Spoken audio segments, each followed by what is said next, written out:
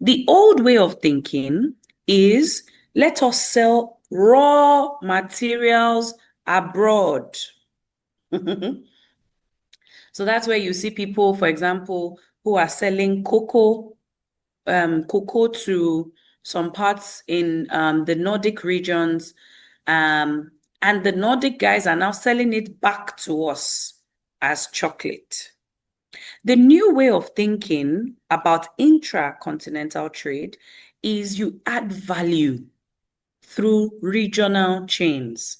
So rather than you sending that cocoa in the raw form, why don't you add value to it within the region and then export it to your neighbors? Another classification is substantial transformation. So this particular one usually would have like a certain percentage of what can be external and what can be local. Now, it's usually given where, so for sometimes now, let me give an example. You imported something, right? Substantial transformation. Now, the example I'm giving has to do with the value addition, really.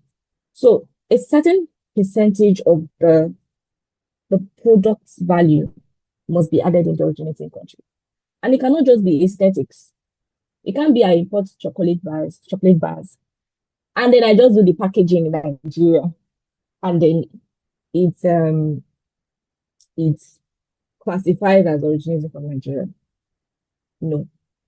In Africa, we have about over 40 currencies.